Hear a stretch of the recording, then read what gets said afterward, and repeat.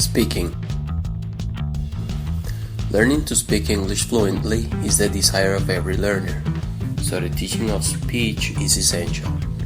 To really speak English as a second language, it is necessary to produce the English speech sounds and sound patterns, to use word and sentence stress, intonation patterns, and the rhythm of the language, to select appropriate words and sentences according to the proper social setting, audience, situation, and subject matter, and organize their thoughts in a meaningful and logical sequence. Also, we need to use the language quickly and confidently with few and natural pauses, which are called as fluency. Speakers of English as second language will have to be able to speak in a range of different genres and situations, and they will have to be able to use a range of conversational repair strategies. They will need to be able to survive in typical functional exchanges too. Today's world requires that the goal of teaching speaking should improve students' communicative skills, because only in that way students can express themselves and learn how to follow the social and cultural rules appropriate in each communicative circumstance. Speakers of English as second language will have to be able to speak in a range of different genres and situations, and they will have to be able to use a range of conversational repair strategies. They will need to be able to survive in typical functional exchanges too. To describe different speaking genres, there are different speaking events. According to the purpose, there may be transactional function that has as its main purpose conveying information and facilitating the exchange of goods and services. Interpersonal function that is all about maintaining and sustaining good relations between people. According to the speaker participation, there may be interactive or non-interactive. According to the planning that is made of speech, it can be planned as a toast of a wedding, or unplanned, as when we spontaneously meet someone in the street, for example. Conversational strategies. Successful face-to-face interaction depended on knowledge of turn-taking. Speakers use these course markers to buy time to start a turn or to mark the beginning of the end of a segment. Conversational rules and structure. Categories of this course such as conversational opening, interrupting, and closings. Survival and repair strategies. Students need to be able to use repair strategies when listening in interactive situations. In other words, if face-to-face conversation is to be successful, students need to be able to ask for repetition by using formulaic expressions, repeating up to the point of conversation breakdown, etc. Students need to be able to these repair strategies. You might add such abilities as being able to paraphrase, being able to use an all-purpose phrase to get around the problem of not knowing a word, and being able to appeal for help. Tips. In a good classroom atmosphere, students who get along well with each other and feel confident will often participate freely and with more enthusiasm if we give them a suitable topic and task. Therefore, the role that teachers play will be crucial. Suggestions for English language teachers while teaching the oral skills. Do not correct students' pronunciation or mistakes very often while they're speaking. Corrections should not distract the student from his or her speech. Circulate around the classroom to ensure that the students are on the right track and see whether they need your help while they work in groups or in pairs. Provide the vocabulary beforehand so that students know what they need for their speaking skills. Provide maximum opportunities for students to speak the target language by providing a rich environment that contains collaborative work, authentic materials, tasks, and shared knowledge. Phrases. Students need to be aware of what the real conversations look like, and we should give them help in using some of the more important phrases. For example, to raise their awareness, we can get students to analyze transcripts of a real speech, directing their attention to how speakers ask questions, respond to questions of others, etc. If we want to try to get students to use typical discourse markers and phrases, we can write them down on a piece of paper, and each student has to pick one of these papers and they have to use the phrases on a conversation. We can see who manages to use the most phrases. Preparation allows students to prepare themselves for the speaking they are going to do. Students will perform much better if they have a chance to think about what they're going to say and how they're going to say it. This may involve just giving them quite some time to think in their heads about how they will speak, or it may mean letting them practice dialogues in pairs before having to do it in public. Repetition allows students to improve on what they did before. They can think about how to reword things and get a chance to analyze what they have already done. This analysis may come from fellow students or from the teacher himself or herself. But if they did get a chance to evaluate what they did have done, their performance, second or third time around, could only get better. They would do it much more confidently and fluently. Plan, perform, analyze, repeat. Transferring L1 strategies. When preparing for a spoken task, make the students aware of any relevant L1 strategies that might help them to perform the task successfully. For example, rephrasing or using other strategies if someone does not understand what they mean. Expose students to different spoken text types, for example, formal and informal.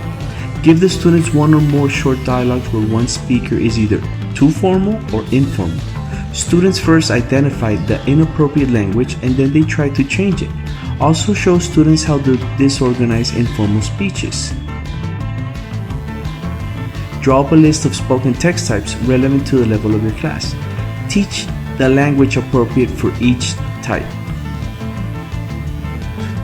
Show students transactional and interactional language. Raise students' awareness by using a dialogue that contains both. It could be two friends chatting to each other, interactional, or ordering a meal, transactional. Real interaction patterns. Teach real interaction patterns. Introduce the following basic interaction pattern: initiate, respond, and follow. The following interaction could be analyzed as follows. What did you do last night? Initiate. I went to the cinema. The response. Oh, really? Follow up.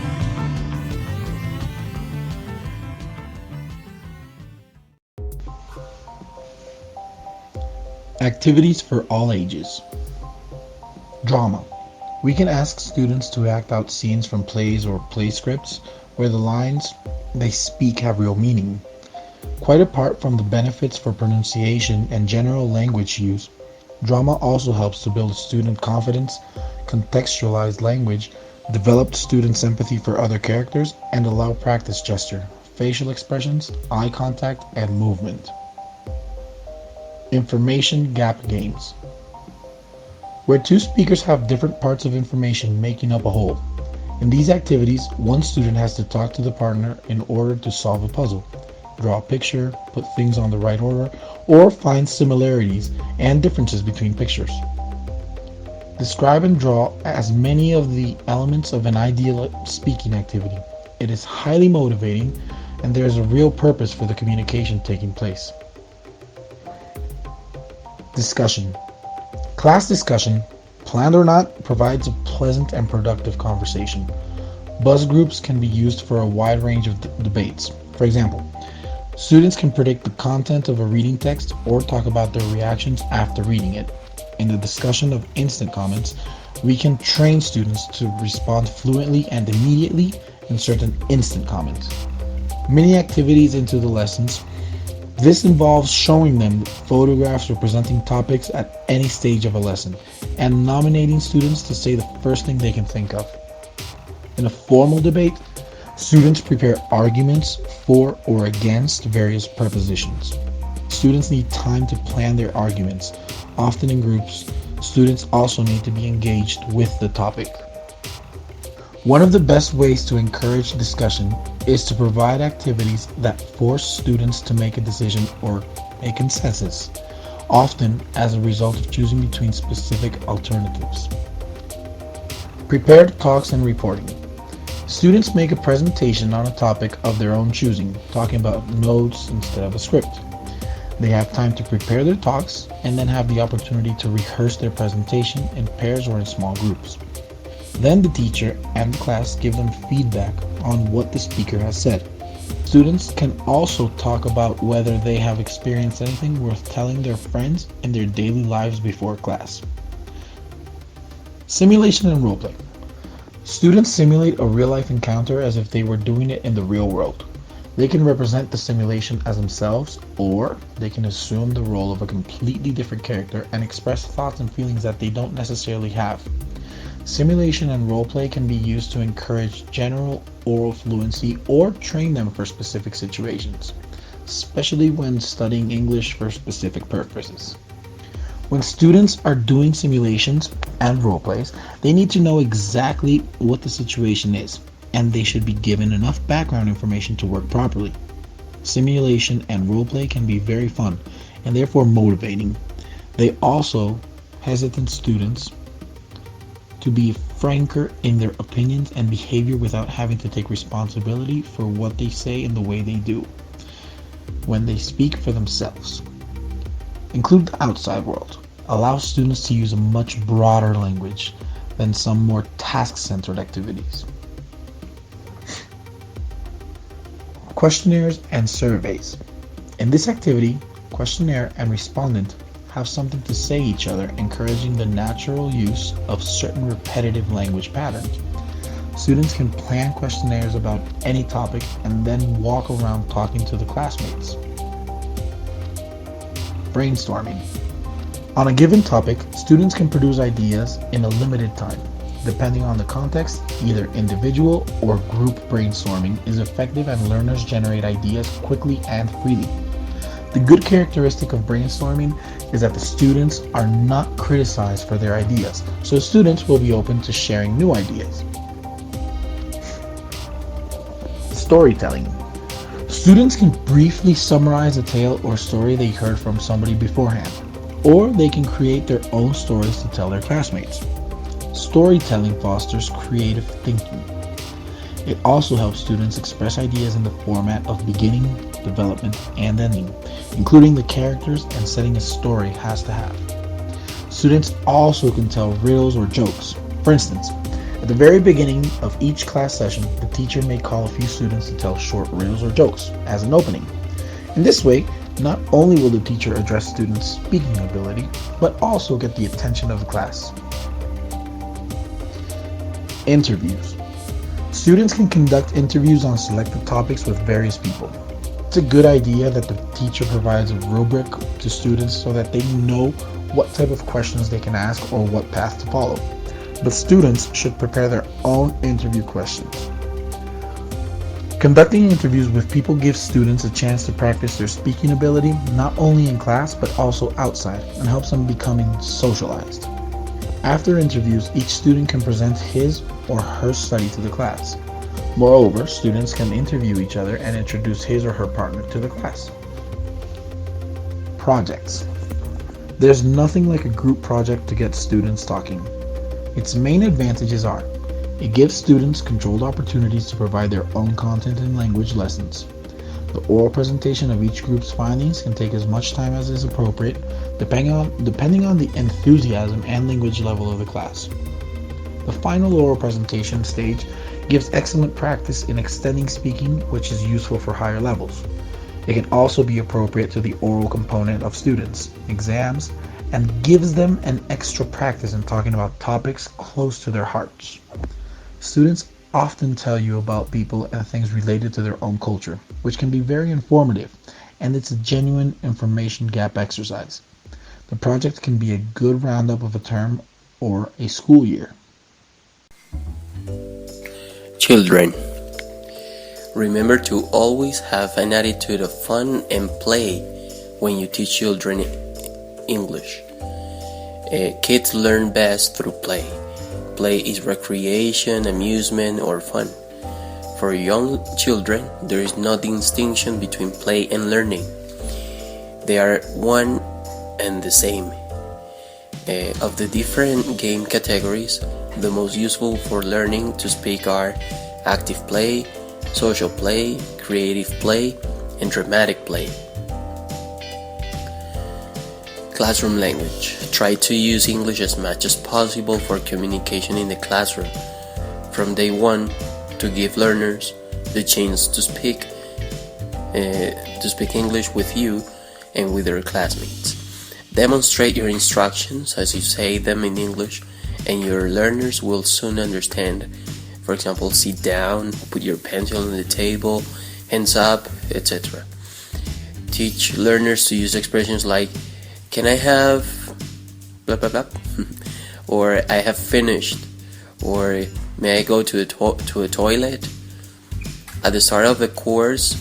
Do this at the start of the course so that they have the language to speak to you in English in the classroom. Phrases should be repeated frequently. Children understand a lot from tone, gestures, and facial expressions. Repeat explanations and phrases in several different ways. A reason to speak. Make sure that the children have a reason to speak. For example, they need to talk to their partner to complete a picture or to find information in order to make a graph. Think about the questions you ask in class. If you ask, is this a pencil? Children can only respond either yes or no. And of course you already know it's a pencil, so the question isn't real. If you hide the pencil in a bag and ask, what's in the bag? This is now a fun game, and learners are motivated to answer using a wider range of language. Speak in small groups of pairs.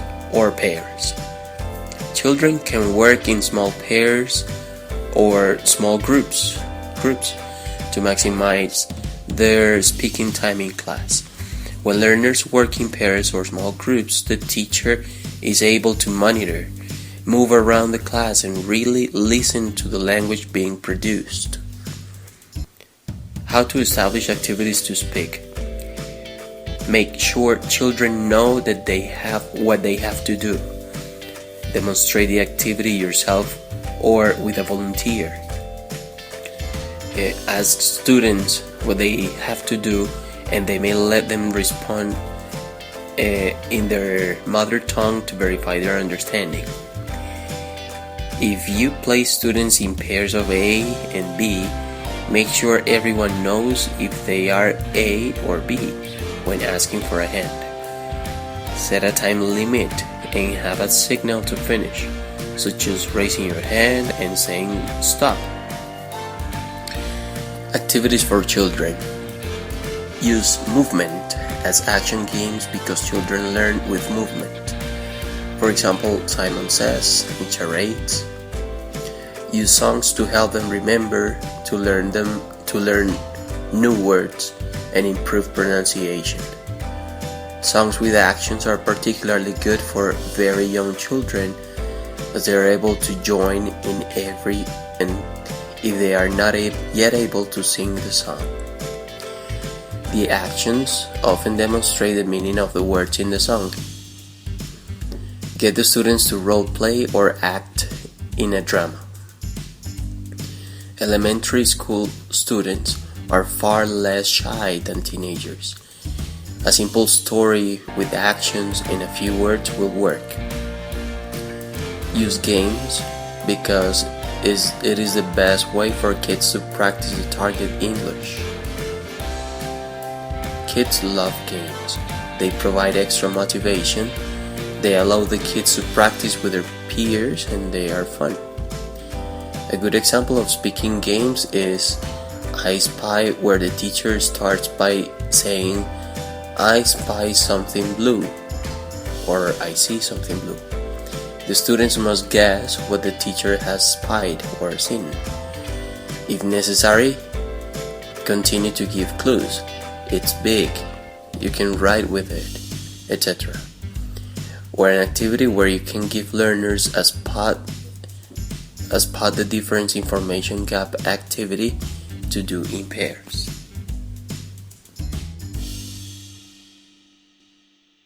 Teens. Make use of group work. There's no doubt that teenage students love social interaction. Give them a chance to socialize and work with one another in a classroom as often as possible. Teamwork is great because students feel more comfortable when they work with their friends or peers. It takes pressure off and shyness or self-conscious students and also allows shyer students to make their voices heard. Gain confidence. Keep short discussion activities fairly short, about 15 minutes, until you know that they like it and they feel relaxed enough with you to talk freely. Feedback on errors after speaking should be general. Try to avoid drawing attention to individual students' mistakes, or they will be reluctant to speak next time. Provide classroom language in the form of posters or visual aids the students can use throughout the lesson. Phrases such as I don't understand, how do you say X in English, how do you spell X, etc. can be introduced, drilled, and students are encouraged to use instead of L1 equivalents. Contracts. Teenagers need to understand why they do what they are asked to do in the classroom. Once their teacher explains the need of speaking English in class and how it will enhance their language development, they will be ready to try to speak more English now, especially if they are clear about when they are free to use L1. A contract can be negotiated between teacher and the students with clauses like, Teacher, I will allow students to express feelings about the lesson in L1. Students, I will try to use English only during role plays and pair work practice. Find topics that are relevant to their lives. While teens often have an even more advanced level of English than adult students, when it comes to discussing current events or debating common issues, they struggle much more than older learners. Sometimes they haven't been given enough thought about how to develop their opinions yet, and sometimes they honestly just don't care or don't expect them to have fully formed opinions on things related to teens. At their age, conversation and debate topics need to be covered on something they have direct experience with. It's hard for them to sustain the kinds of hypothetical debates we typically have as adults. Try to find material that is relevant to them. For example, the following subjects are always popular. Use a favorite TV show. Work on speaking skills. Let them talk about them, their opinion, their interests, celebrities, music, sports, fashion, media, and video games. Projects work well for speaking activities if you're teaching teenagers, and they also help them learn about working as teams. The following projects are good choices: making mini movies, designing surveys, and asking people's opinions. Also making presentations of the results. Pre-teach vocabulary. Ensure that your students have all the language needed to complete any given task so they do not have to ask for that translation. Make sure they know how to ask the meaning of a word in English. How do you say, what is the meaning of? Assign group referees. In group work, assigning one student from each group as a referee give the student a yellow card or a red card. Anytime she hears the student speak in the L1, she's responsible for issuing a card. Yellow, warning; red, the student has to explain to the group why they're speaking in L1 so much.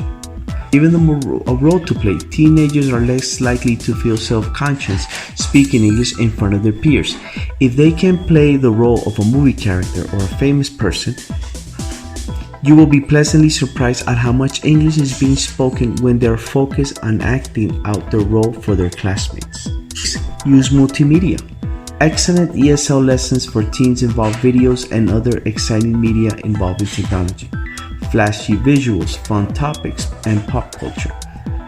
Today's teenagers are surrounded by technology, which they can generally use with ease and efficiency. They live in a world where sounds, images, words, and ideas come at them in a constant stream from many different sources. New technologies also give teenagers increased contact with their peer group, often the most influential group of people in a teenager's life. Teens will love the authentic English videos they find on this platform, including music videos, celebrities interviews, movie trailers, funny YouTube clips. Don't expect students to enjoy just watching a film. Most students can watch films in English for a long time, so watching one in class is not so exciting. If you do use videos, keep it short and give students a task to do while they're watching, like some questions to answer or to take down notes of what they like or didn't like. Activities for teenagers. The best speaking activities for adolescents have to do with their interests, social relationships, and the use of ICTs. That is why it's advisable to use different applications, social network, and web pages that attract students' attentions and motivate them to speak. For example, the use of short videos of YouTubers familiarizes teens with the use of real language. Group presentations in English can be fun task-based learning project for teenage students, and it is a nice break for the teacher. They're ideal for speaking practice. They can be quite useful exercise, and is for this reason that it's good to include at least once per period or semester for the most students. They usually don't mind in the end, so push through the initial resistance. You will get the best results if you give students plenty of support and clear instructions on how to give them an effective presentation. The key to this one is allowing lots of preparation time in class, as well as giving detailed feedback throughout the process. Role plays allow functional language from a multitude of scenarios that can be activated and practiced through role play in imaginary situations, as at the restaurant, checking in at the airport, at the hotel. Classroom surveys are one of the easiest and most successful ways of getting teen students to speak. It is better to have many kinds of surveys up your sleeve to avoid student boredom and to keep each activity fresh and interesting. The cumulative games are expected to enhance students' enthusiasm and motivation. It gives positive improvement on students' active participation, confidence, and their fluency in speaking skills. Speaking adults. Adult learners are more goal-oriented than younger learners. They typically have specific motivations for acquiring English skills, such as professional development, societal integration, or simply self-improvement. The more you can address adult learners' goals in instruction, the more successful you will be in helping them learn to converse in English.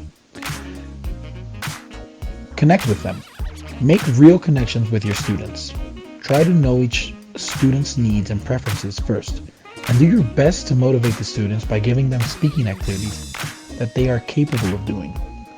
Spend a short period in every class to get to know them personally. Are they married? Do they have children? What are their hobbies? Share your own experiences and relate to the students in any way possible.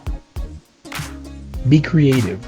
Use videos, music, and other forms of media.